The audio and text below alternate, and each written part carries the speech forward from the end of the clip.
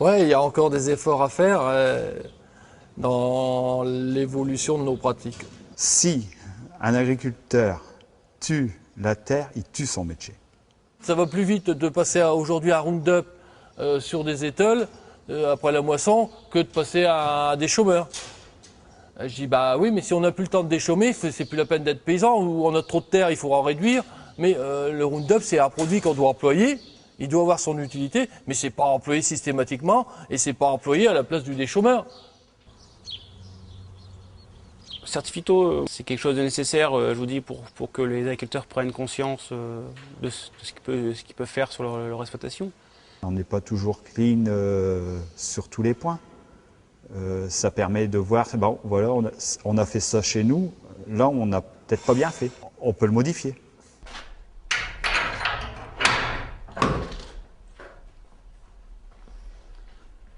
On est sur un sol béton, il y a possibilité de, en cas d'un bidon qui se renverse, de pouvoir ramasser. Bon, on est isolé du feu, on est aéré, mais disons que bon, il manque encore certaines choses qu'il faut remettre vraiment au goût du jour. Et la gestion du fond de cuve, c'est vrai que je la gérais un peu à ma façon, enfin je la gérais à ma façon.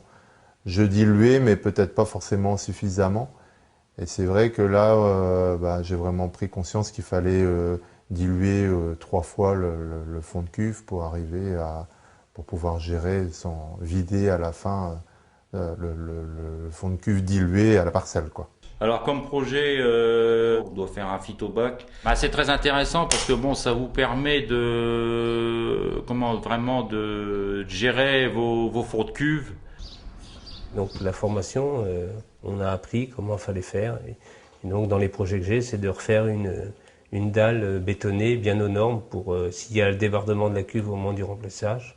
Sur les mauvaises herbes, quand elles sont vraiment au stade cotylédonaire, des fois on avait pas mal de confusion, des cotylédons qui se ressemblent.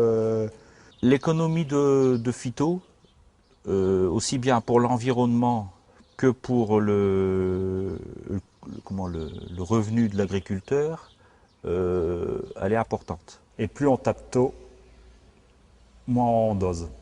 Je trouve que ça bien qu'on mobilise les agriculteurs là-dessus, quoi. Les pratiques les plus courantes, c'est sur l'heure, le vent, l'équipement du pulvérisateur, mettre des buses adaptées. Quand il y a du vent, on sait qu'il y a de la volatilité dans l'air, donc avec des buses adaptées, on arrive à réduire ces contraintes-là. Et puis, traiter à la bonne heure, faire plus attention à la granulométrie, traiter plus vite le matin. Le tout, c'est d'utiliser au bon moment. S'il fait trop de vent, on reste chez soi. S'il fait trop chaud, on reste chez soi. Certifito, il y a plein d'agriculteurs qui l'ont fait en fin de compte depuis. Et avant, on voyait par exemple chez nous des pulvérisateurs en plein après-midi, en plein soleil. Il y en a encore quelques-uns, je veux dire, mais on voit depuis que les formations ont été mises en route. Depuis qu'il y a eu les formations, c'est des pratiques qui ont changé. Celui qui a fait la formation, si après il ne change pas un petit peu ses attitudes, je sais pas, c'est qu'il est peut-être inconscient ou bien je sais pas. On faisait les choses, mais je pense qu'on les fait un peu mieux maintenant. J'ai 3 enfants et je voudrais leur laisser une belle planète et qu'il n'y ait pas trop de pollution et qu'ils aient une longue vie derrière eux, quoi.